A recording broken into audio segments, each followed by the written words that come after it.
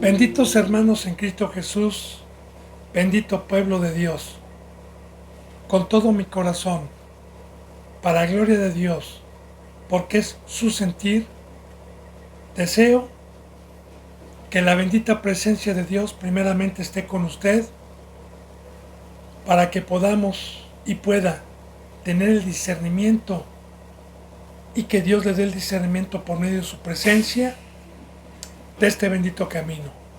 Para ello, bendito hermano y bendita hermana, como siervo de Dios, yo le aconsejo que se ponga a cuentas con Dios, que venga practicando los mandamientos de Dios, que venga con hambre, que venga con sed de justicia, que venga con rogativa, para que Dios permita y le abra la puerta a esta bendita riqueza y a esta bendita palabra.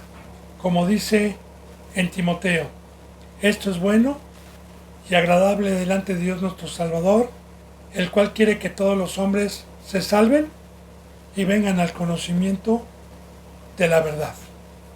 Así le he pedido y le he orado a Dios con todo mi corazón para que me permita ser un instrumento y un portador de su bendita palabra, que me permita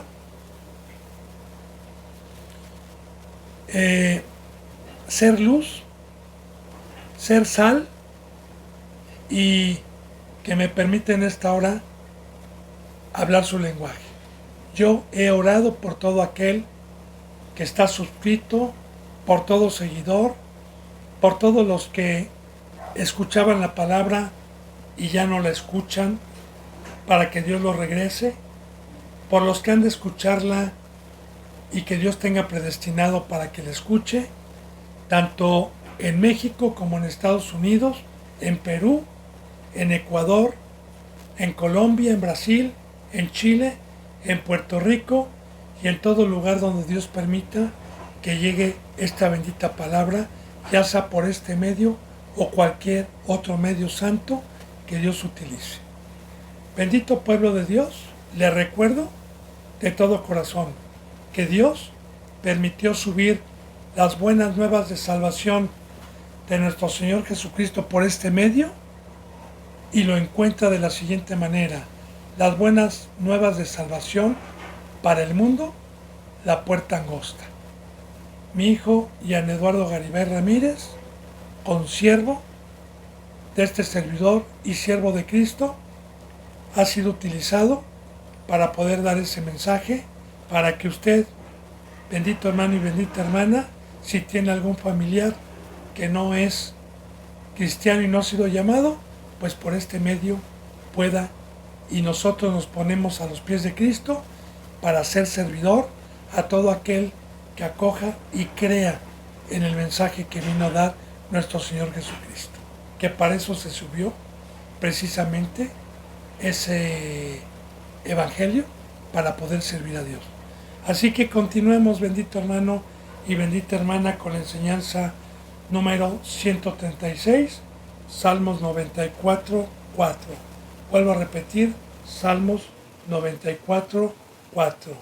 Y aquí en este salmo estamos viendo proféticamente también, mediante un instrumento del Antiguo Testamento, inspirado por el Espíritu Santo, como el mismo Dios dice que va a haber venganza y que se va a engrandecer este juez el día que venga el juicio final, que hasta cuándo les va a permitir Dios a los impíos y a los soberbios pues vivir como viven, y hasta cuándo va a venir ese juicio, el juicio del lago de fuego.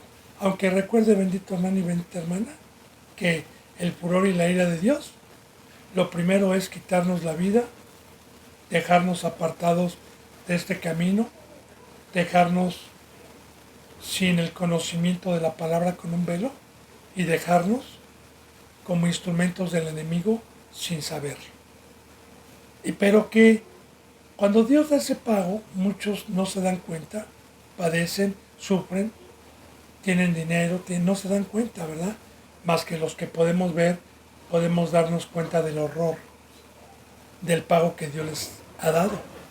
Pero lo peor viene en el juicio final, viene en la separación eterna, viene cuando ya no tengamos esperanza ni oportunidad de ir a la vida eterna y de recibir un consuelo. Bueno, entonces aquí está pidiendo Dios, no el hombre, sino es inspirado por Dios. Ya está escrito que va a haber venganza. Dice en el 4 y hay una pregunta, ahí nos quedamos en el versículo 4, dice, ¿hasta cuándo pronunciarán y hablarán cosas duras? Dios es lento para la ira, tardo para la ira y grande en misericordia. Dios tiene un día que ni usted, ni yo, ni los ángeles del cielo conocemos. Un día en que llega nuestro Señor Jesucristo. Recuerde, Dios es el alfa y la omega. Lo que Él principió, lo va a terminar. Y bíblicamente y apocalípticamente llega Cristo Jesús y se termina. Satanás, apocalípticamente y proféticamente, se termina toda la iglesia y toda la herramienta que Satanás utilizó durante todo este tiempo, desde que vino Cristo Jesús hasta el día de hoy, que pronuncian y enseñan y hablan cosas duras. Ahora, ¿qué es pronunciar y hablar cosas duras? La esclavitud que Dios manifiesta como enseñanza en el Antiguo Testamento de Egipto y de Faraón, dice que era una dura servidumbre. Así lo explaya la bendita palabra, que era una dura servidumbre. De igual manera, nuestro Señor Jesucristo nos enseña a los que veníamos agobiados, a los que veníamos esclavizados. Él nos dijo, déjenme sus cargas, mi yugo es fácil y ligero, déjenme sus cargas. Y bíblicamente, Dios nos enseña que desde que entró el pecado al mundo por un hombre y por el pecado la muerte, pues entró el gobierno, la presencia del adversario, del enemigo, y ese duro trabajo, esa dura sabiduría, esa dura esclavitud que Dios permitió en su momento, que nos alejó del Edén, nos alejó de una obra para hacer frutos y ir a la vida eterna, y que ese trabajo engañoso que a cambio nos da riquezas, nos da poder, es duro. Es un yugo que no podemos llevar. Entonces, este tipo de impíos, este tipo de instrumentos del diablo, en donde Dios se va a vengar algún día, lo que enseñan es la amistad con el mundo. Lo que enseñan es ser esclavo del mundo. Lo que enseñan es cargar con ese yugo que Cristo Jesús nos vino a quitar y aligerarnos. Ellos enseñan lo contrario. Y es lo que le decía yo ayer y antier con estas benditas enseñanzas. O sea, la cruz, el quitarnos esta esclavitud es estar totalmente a los pies de Cristo y no tener ninguna comunión con el mundo, con la carne, con los deseos de la carne, con lo que me ofrece a cambio riquezas o satisfacción a mi carne. Y me desconecta de la obra que tengo de amor y del pacto de estar derramando mi vida a los pies de Cristo Jesús. Entonces, todo eso que para lo que Dios no nos creó es duro, es envidia, es enfermedad. Y todo lo que Cristo Jesús nos trajo son cosas que no son duras, son cosas que por fe podemos llevar con gozo y con alegría. Por eso aquí está hablando o nos está enseñando Dios lo que enseñan en esas congregaciones.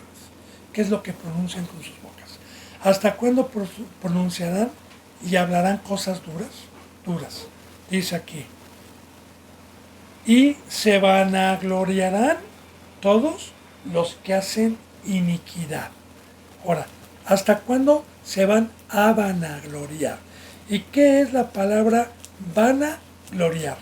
Que ellos, con el castigo que Dios les dio de mandarles un espíritu de estupor en el momento que transgredieron e hicieron afrenta al espíritu de gracia y no cuidaron con diligencia y con temor la salvación tan grande que nos trajo nuestro Señor Jesucristo, entonces ellos se glorian de que Dios los bendice porque tienen trabajo, porque tienen casa, porque tienen entradas, porque tienen auto del año o un buen auto, porque tienen buena comida física, porque tienen buen vestido. Y esa gloria que ellos predican en las iglesias, que es la doctrina de la prosperidad, es vana. Es vana. Porque, ¿qué es vana?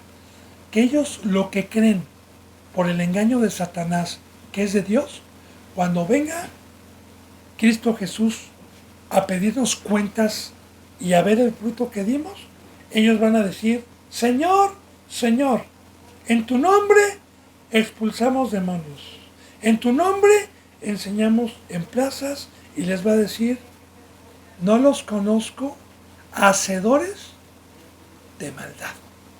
Porque todo lo que hicieron y su gloria, que fue dinero y que fueron las riquezas temporales, fue vana. O sea, vana es, no te sirvió para poder entrar a la vida eterna. Y tu gloria, que no fue de Dios, sino fue de Satanás, que te engañó, fue vana en todo el tiempo por no haber creído en la locura de la cruz, por no haber creído en el Evangelio de mi Hijo Jesucristo. Ahora, ¿hasta cuándo se van a vanagloriar todos los que hacen iniquidad?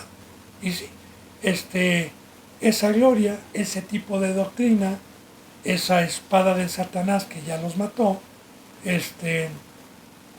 son a todos aquellos que transgredieron el pacto y que amaron las tinieblas, los deseos de la carne, que son inicuos, impíos.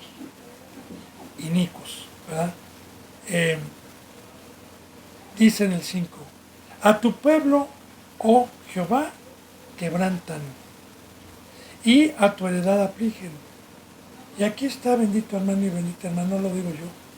Desde el Antiguo Testamento está escrito, recuerda que esto es una profecía escrita por el mismo Dios para temer, para poder discernir entre el bien y el mal, y sobre todo para saber la obra que Satanás hace por medio de esta herramienta. Ahora, a tu pueblo quebrantan.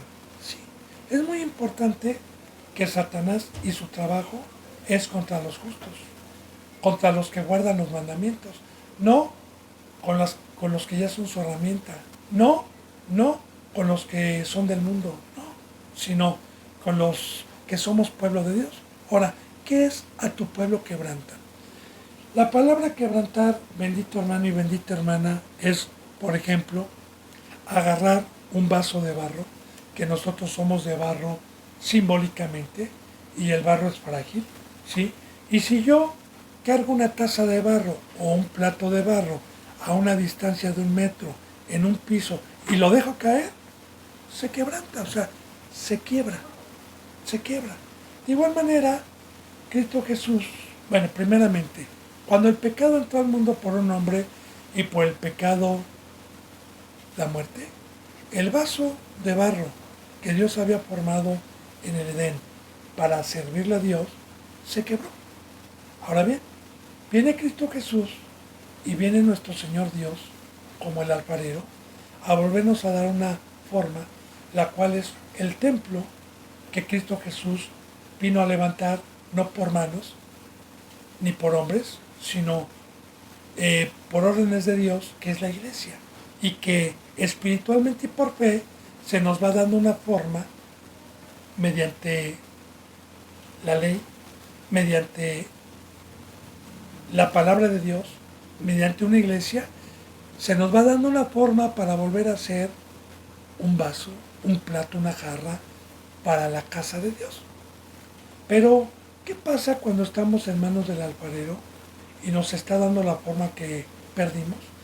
Que este tipo de ángeles disfrazados de luz, pero que son hijos del diablo y que vienen vestidos como ovejas, pero con lobos rapaces adentro, vienen a engañar para que lo que Dios ha hecho en usted lo quiebre y no sea habitación para Dios, que no sea templo de Dios, ni esté en su casa. Claro, con engaños, ¿verdad? Regresándolo nuevamente a esa doctrina de palabra dura. Entonces, a esto se dedican, y no lo digo yo, el que tenga oídos para oír, escuche lo que Dios está diciendo por medio de su bendita palabra. Ahora, a tu pueblo Jehová quebrantan con esa dura palabra y a tu heredad afligen. ¿Por qué? ¿Cuál es la heredad de Dios? La herencia de Dios son sus hijos, son seres espirituales, son los que estamos trabajando en su obra, porque somos eternos. Y a mí, en particular, porque doy testimonio, no hay quien dé testimonio ahorita, me han afligido. ¿Cómo me han afligido? Raquel llora por sus hijos. Créame, bendito hermano y bendita hermana, que tener la presencia de Dios y el sentir de Cristo Jesús es a veces sufrir, es a veces padecer, porque el sentir no es mío.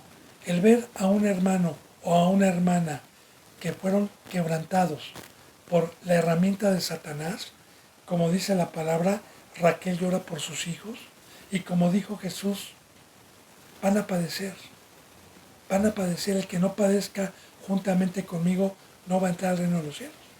Y vemos también en el libro de los Hechos cómo lloraban estos representantes por ovejas arrebatadas. Entonces, a nosotros nos han traído aflicción este tipo de herramienta, porque a este su siervo yo le he dado testimonio delante de Dios que he llorado mucho, he padecido mucho por los que me han arrebatado, este tipo de congregaciones falsas, y han quebrantado a muchos.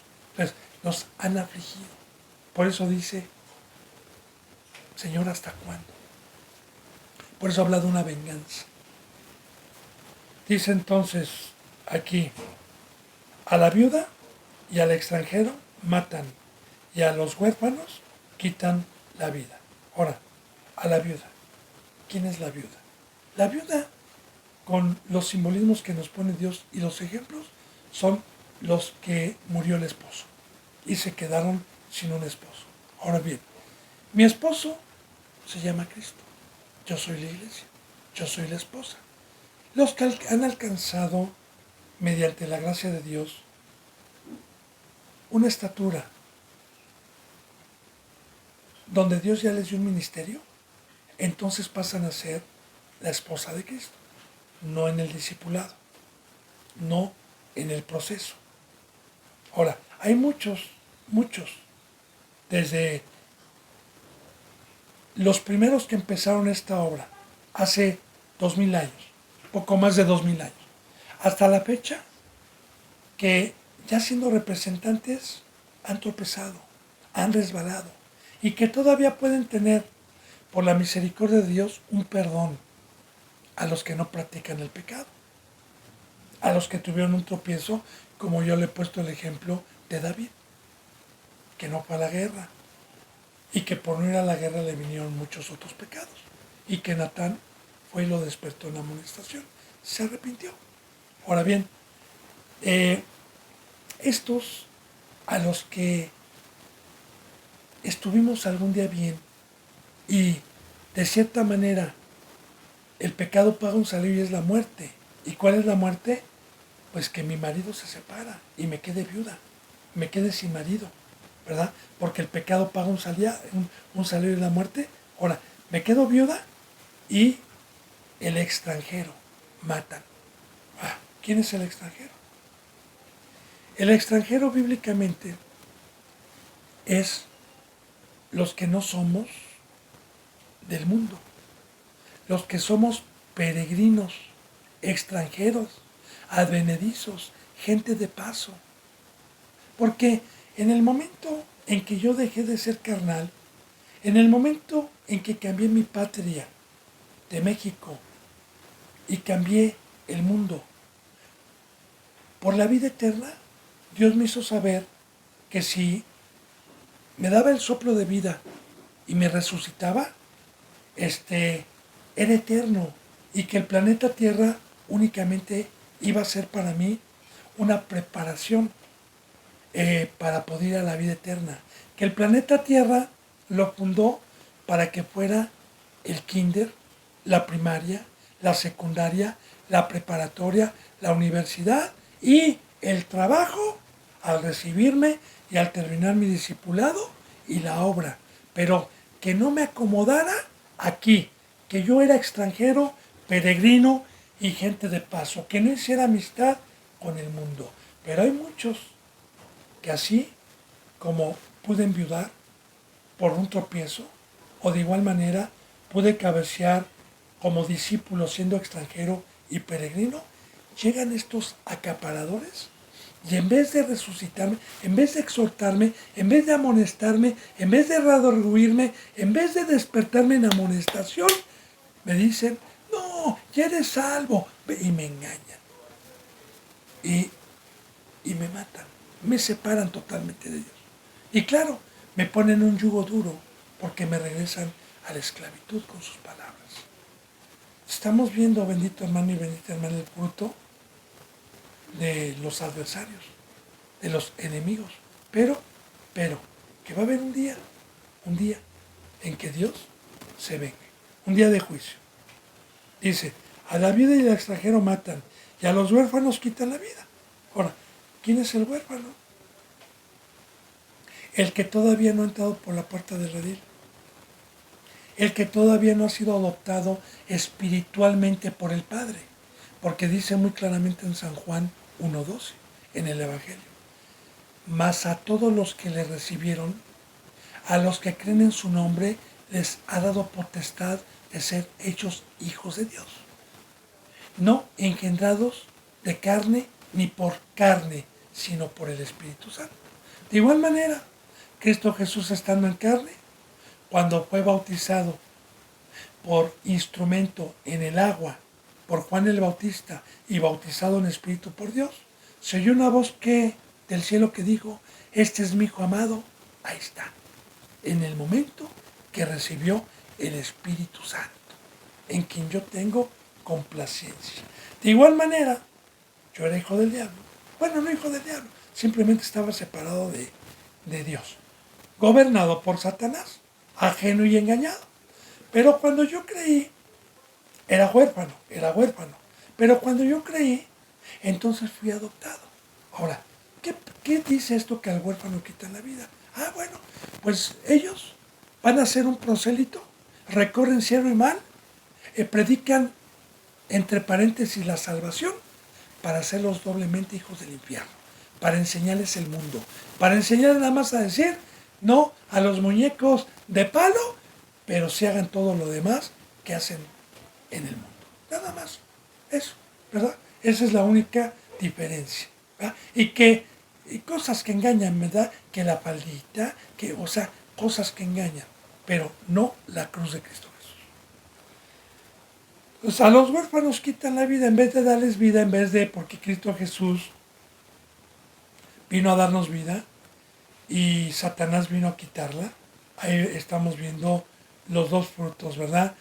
Y el llevar vida es llevar el Evangelio, es llevar la cruz, es llevar la verdad, es llevar la verdadera doctrina de Cristo Jesús. Y no engañar ni quitarle la oportunidad, porque este tipo de congregaciones le han quitado la vida y el derecho que Dios nos trajo de ser participantes de vida a todos aquellos, han quitado el derecho de vida al huérfano. Dice, y dijeron, no verá Jehová, ni entenderá el Dios de Jacob. Claro que no dicen así, ¿verdad? Ay, Dios no ve. No. Aquí vamos a hablar simbólicamente y vamos a meditar qué es lo que nos quiere decir Dios. Mire, bendito hermano y bendita hermana, para poder profundizar esto. y pueda entender. En el tiempo que Dios me ha permitido el privilegio de exponer su bendita palabra, antes de que yo estuviera, antes de que me operaran y me quedara yo pues caminando en muletas y ya no poder caminar, cuando yo todavía caminaba y Dios me permitió llevar el evangelio de la salvación, hubo en todo tiempo conjuntos de rebaños, de ovejitas que Dios me confió para enseñarles. Y hace 16 años, 15 años, que Dios me permitió enseñar allá en el sur de la ciudad, pues me permitió como en un tipo pueblito, un pueblito chico, donde pues casi toda la gente se conoce y pues cuando uno sale a la calle a comprar verdura o pan, pues es muy fácil que se encuentre uno a cualquier vecino. Y así, cuando iban a la palabra y terminaba la palabra, yo a veces iba a comprar mi pan, a veces iba a comprar para los alimentos y me encontraba alguna de esas ovejitas haciendo un pecado. Y me veía y rápido ponía una excusa. Y yo le decía, hermano, mire, yo no soy Dios. Usted ya tiene un año y no tiene fe.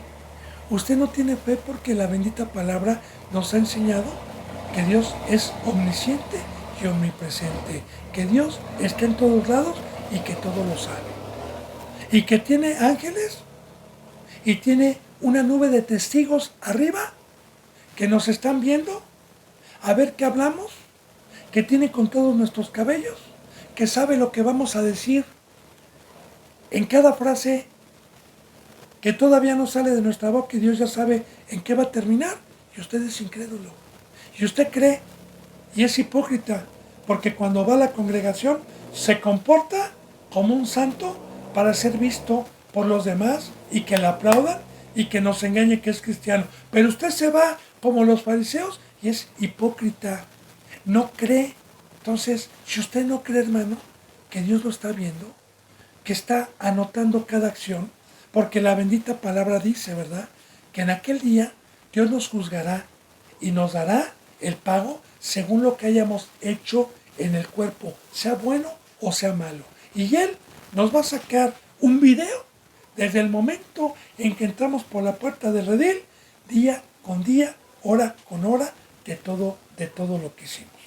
Entonces, aquí está hablando de impíos que piensan que cuando hacen sus fechorías, Dios no los ve, por incrédulos. Ahora, no es que digan, Dios no nos ve, es que tienen ese fruto, ¿verdad?, de incredulidad. No pueden comprender y no pueden discernir que Dios es un Dios tan grande y tan poderoso que tiene por nombre a cada estrella, que Él está al pendiente de cada ser humano, de cada corazón, aunque seamos 7.500 millones de seres humanos en el planeta Tierra, Dios tiene la capacidad de saber lo que hacemos en cada momento. Por eso dice,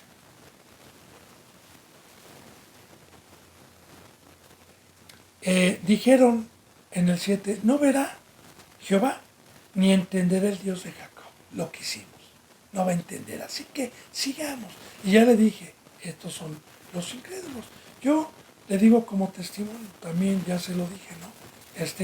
Después del sur, Dios me permitió venir acá a la zona norte también de la Ciudad de México y tener el privilegio de que Dios me confiara una congregación de ovejitas, ¿verdad? Y los hermanos venían, sí, hermano, amén, llorando. Luego se iban y algún hermano que vivía con ellos, porque venían en familias, ¿verdad?, que tenían temor, me decían, ¿sabe qué, hermano? El hermano llega ya y hace esto, hace lo contrario y viene de hipócrita. Entonces, ahí está, bendito hermano, la incredulidad. Porque una persona no va a ser como los fariseos, que va a poner una cara de piedad y para ser visto por los hombres va a tratar de guardar la palabra y ser hipócrita cuando se vaya.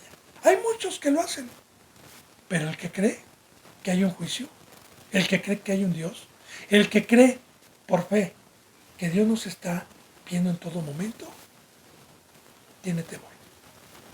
Y le pongo ejemplo para poder entender. Aquí en México, como en muchos países, están copiando lo que están haciendo en China.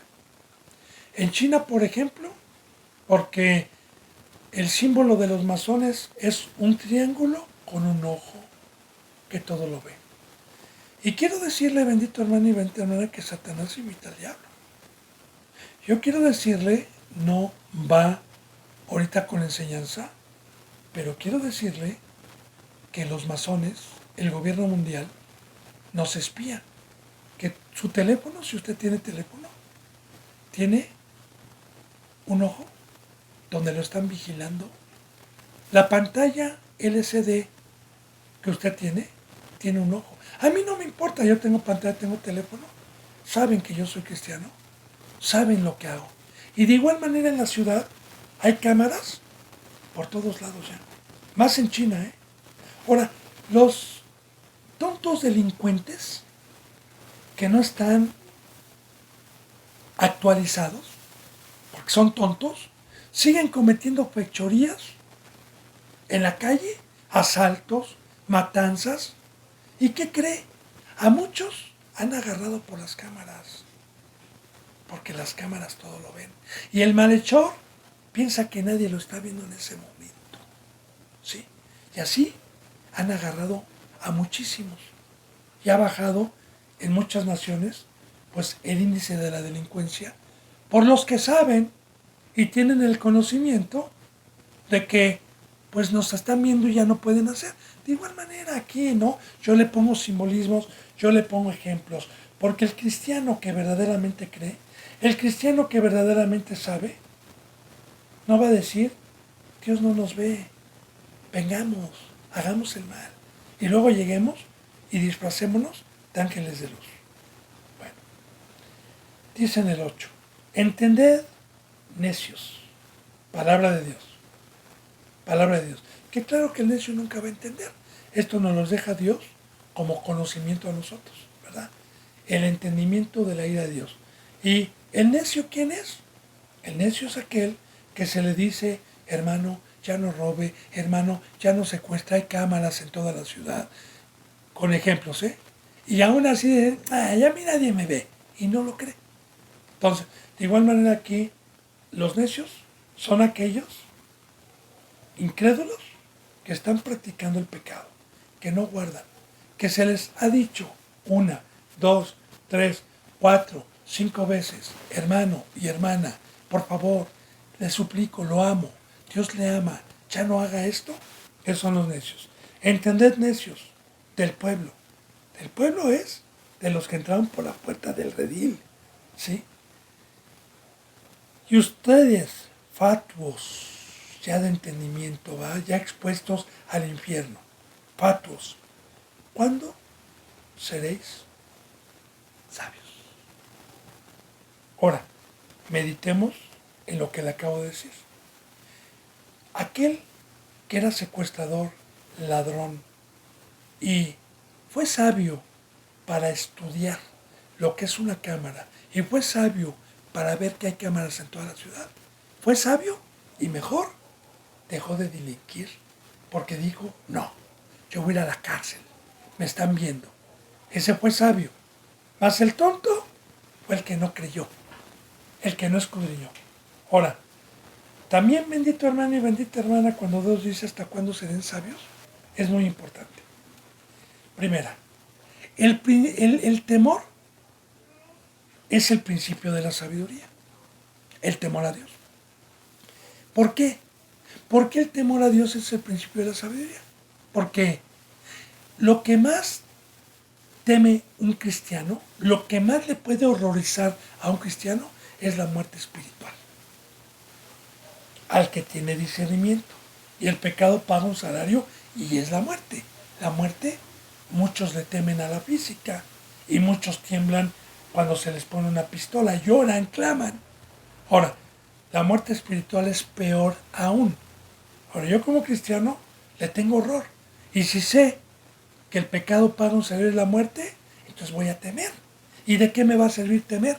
Bueno, el Espíritu Santo, que es Dios, que habita dentro de cada uno de los que han participado del Evangelio y de la sangre de Cristo Jesús, y tuvimos el privilegio de tener a Dios con nosotros, es el maestro, es el pastor, es el que nos da entendimiento a esta bendita palabra. Porque esta palabra no es terrenal, este lenguaje es espiritual. Y el que nos da entendimiento, el que nos da discernimiento es el Espíritu Santo de Dios. Él es el maestro, Él es el que escudriña, Él es el que nos da el entendimiento. Yo le había dicho en enseñanzas pasadas que aunque el mejor maestro de todas las épocas estuvo en carne, llamado nuestro Señor Jesucristo, ¿verdad?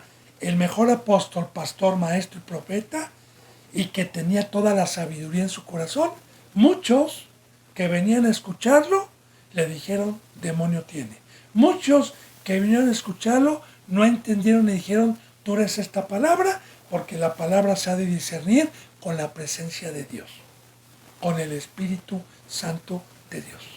Ahora, el necio contacta el Espíritu Santo, el pecado paga un salario, se me sale, ¿cuándo voy a ser sabio?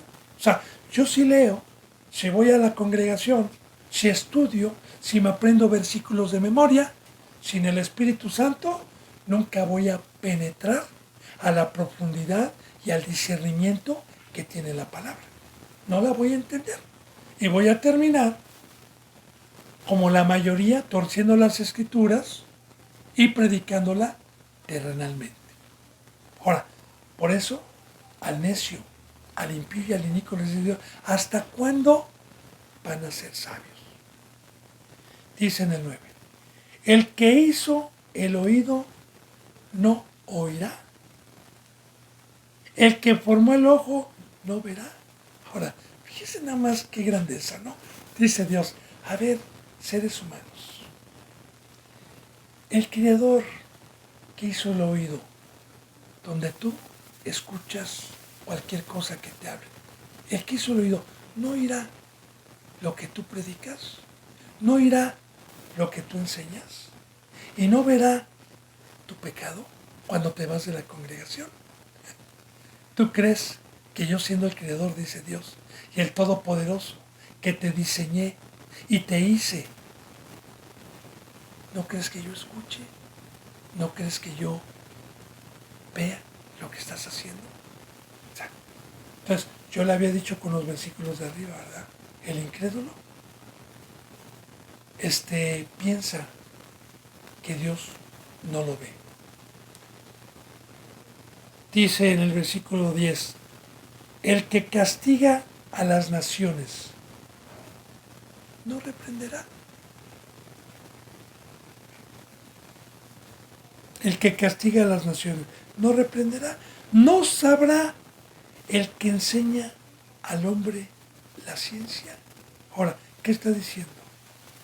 Hermano y hermana, el que está castigando ahorita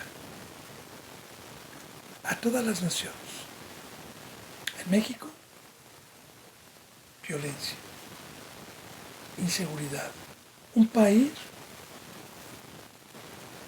de narcotráfico, un país que ha secuestrado muchos estados y los tiene secuestrados, un país de terremotos, un país que se está quedando sin agua, un país que sufre de inseguridad, Rusia, Ucrania, Israel, Yemen, Libia, Líbano, Irán, Irak, los hutíes, el Medio Oriente, Japón, China, Corea del Sur, Corea del Norte, África, el hambre, Argentina, todas las naciones,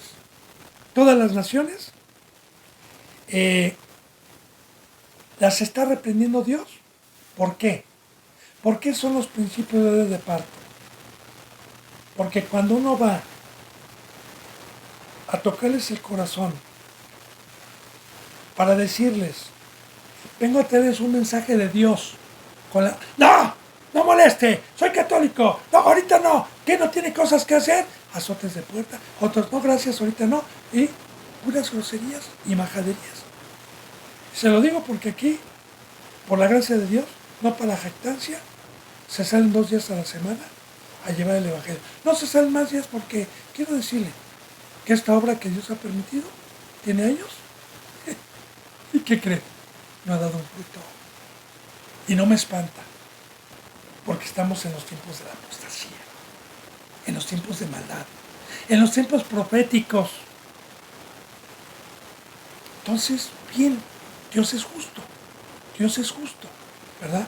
Porque Dios vino para dar un mensaje y para que nos convirtamos y sacarnos. Ahora, Dios reprende a las naciones.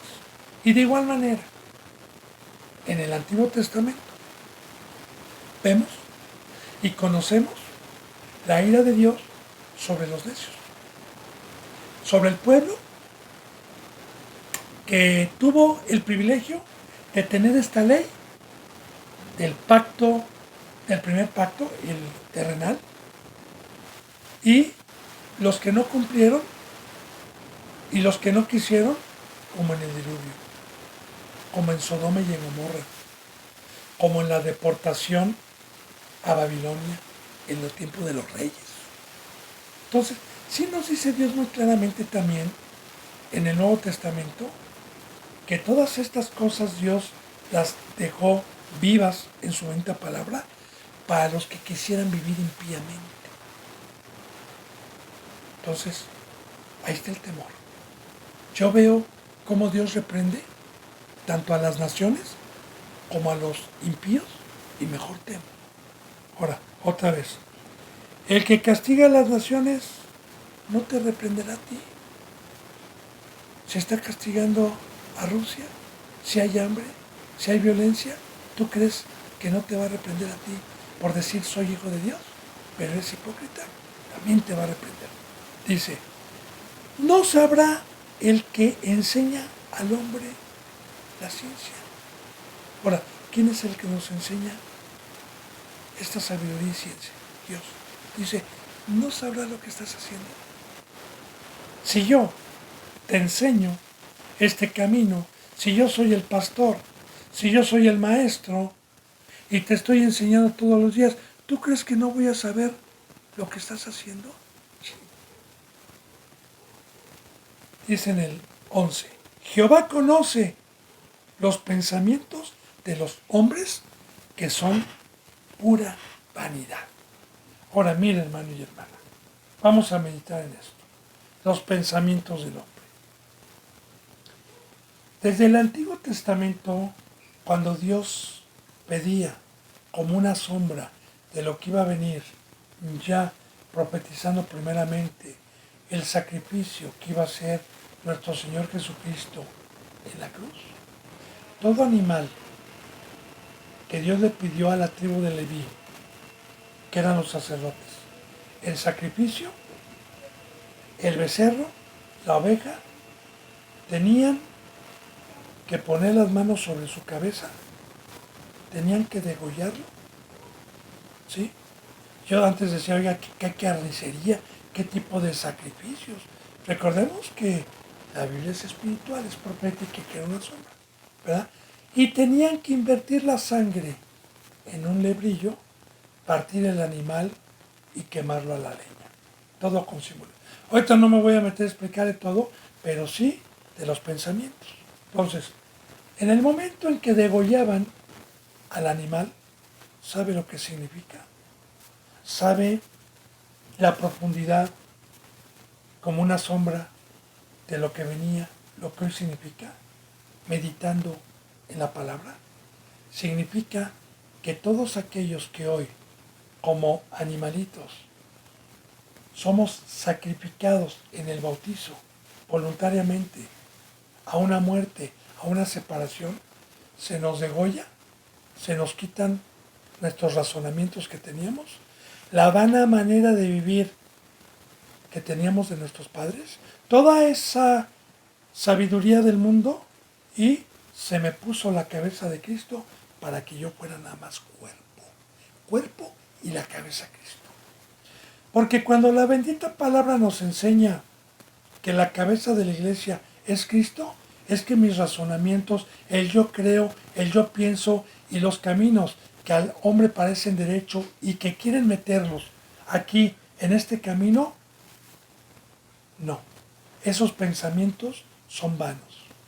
Esa sabiduría que adquirimos, aparentemente buena, ¿verdad? De ir a la escuela, de tener una profesión, de trabajar, de tener limpia mi frente, de trabajar con el sudor de mi frente, toda esa sabiduría, todos esos razonamientos y esos pensamientos son vanos para entrar a la vida eterna.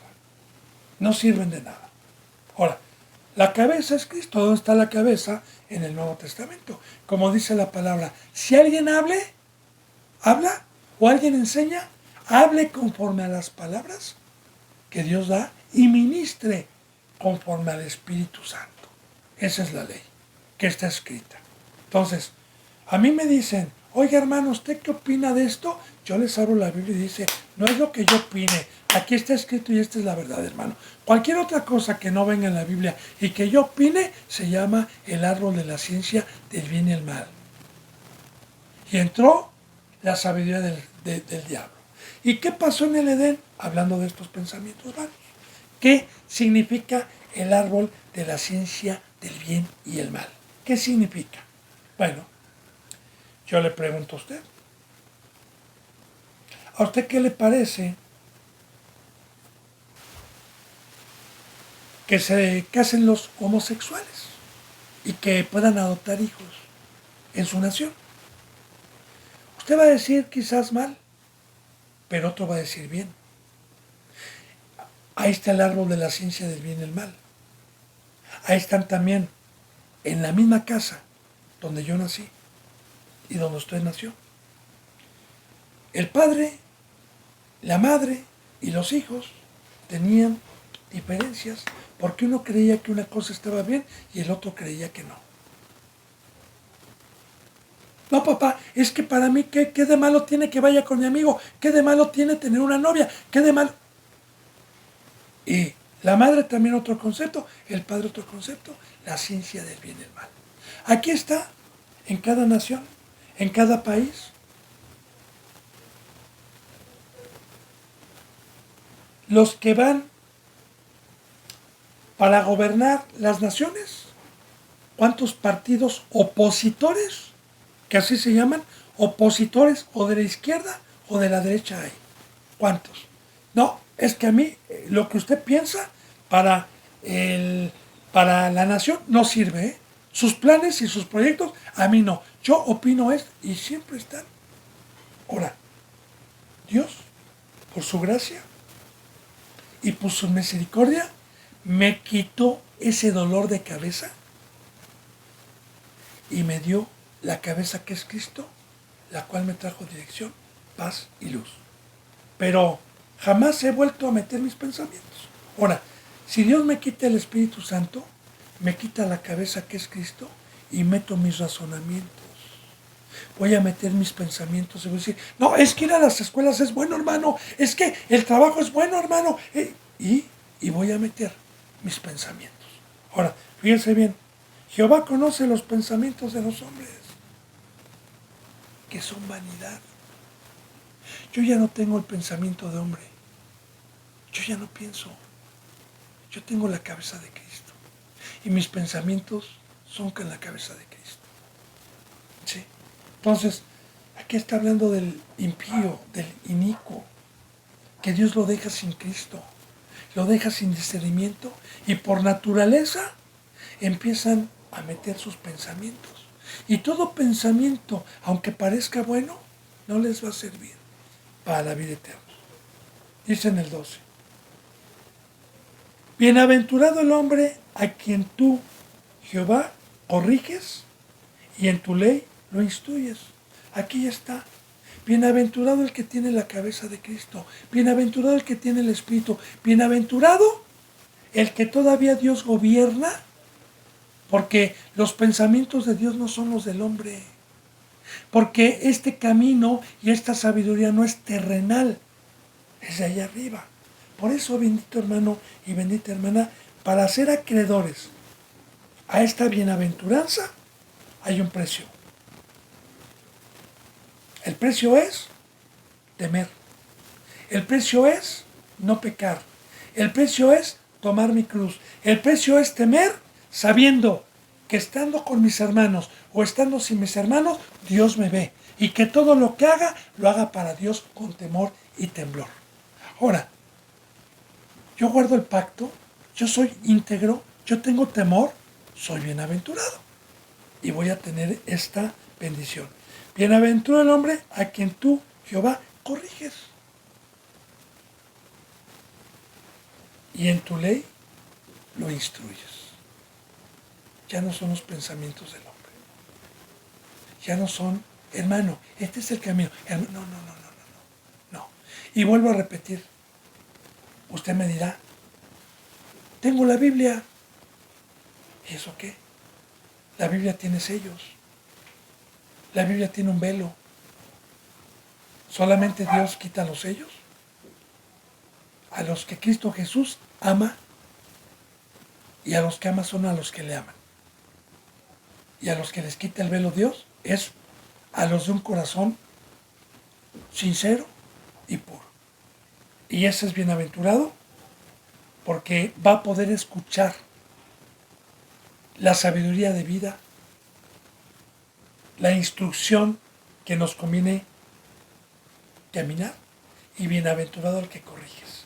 Porque hoy en las congregaciones hay correcciones para mal. No, bájate de la cruz. No es cierto. Pero bienaventurado el varón que Dios dice, no hermano y no hermana. Aquí está en la Biblia. Mire, medite y vamos a concordar con muchos versículos y a pedirle a Dios para que vea que ese camino no es el de vida. Bienaventurado el varón que le dio Dios comprensión en su corazón y lo corrigió de algo vano, de algún engaño o de alguna mentira. Y en tu ley lo instruyes para que llegue a la vida eterna. Dice en el 13, para hacer descansar o para hacernos descansar en los días de aflicción. Porque este bendito maná nos trae reposo, esta bendita palabra, esta bendita corrección, esta bendita instrucción me saca de la esclavitud, me saca de Egipto, me saca de la aflicción, me saca de ese duro trabajo que Dios dio a los hombres y en que Satanás los engaña, dándoles a cambio algo corruptible que va a desaparecer, algo temporal con el cual se deleitan en la carne. Y es una carga, es una aflicción, porque ese engaño y esa sabiduría de abajo, terrenal, tiene engañado al hombre y vive en amargura. Entonces, yo le doy gracias a Dios y bienaventurado el varón a quien Dios corrige, a quien Dios instruye para sacarlo de ese agobio, para sacarlo de esa esclavitud y en este campo, en este camino, hacernos descansar en estos días de aflicción donde está el trono de Satanás. Alabado sea Dios, alabado sea Dios, alabado sea Dios. Dice, en tanto que para el impío se cava el hoyo. Y aquí está. El que cree, el que teme, el que se guarda con todo temor, sabiendo que Dios nos está viendo, tenemos el poder de ser libres. Pero para el incrédulo, para el que no cree que Dios lo está viendo, ¿sabe qué? Lo regresan a Egipto, lo regresan a la esclavitud, lo regresan a ese duro trabajo que es el hoyo. Que el hoyo representa obscuridad, representa profundidad, representa donde está el trono de Satanás.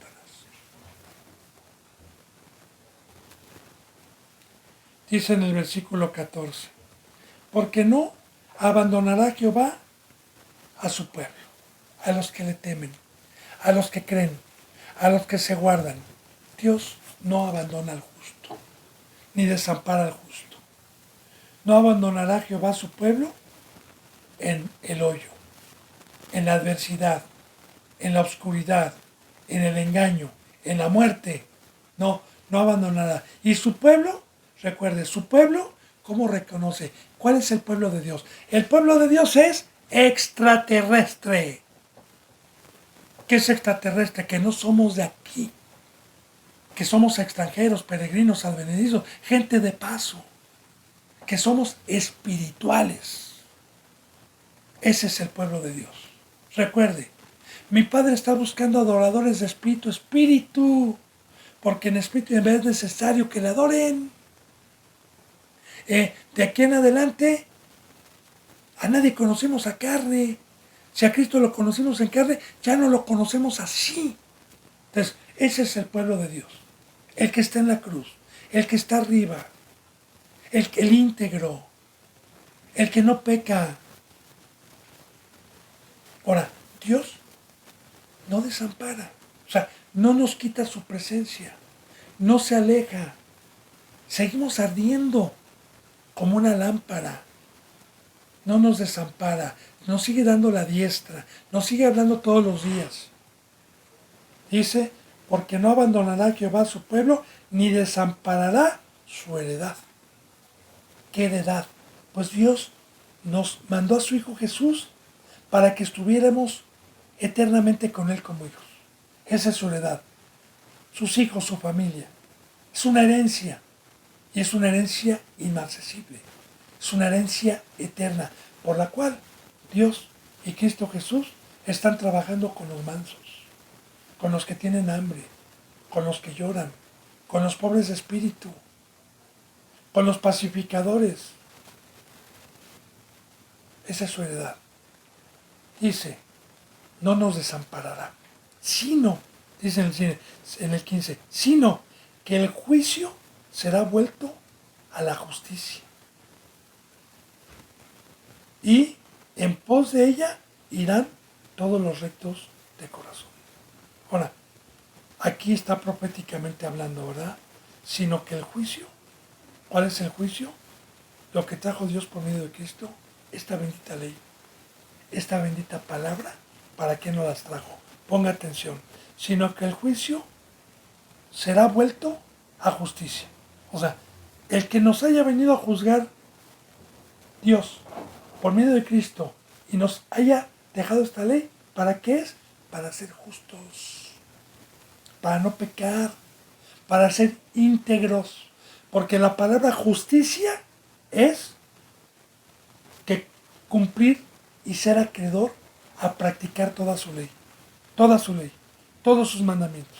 Eso es ser un ser justo. Ahora, por su juicio se volvió justicia. Y recuerde, no es por obras, sino por fe.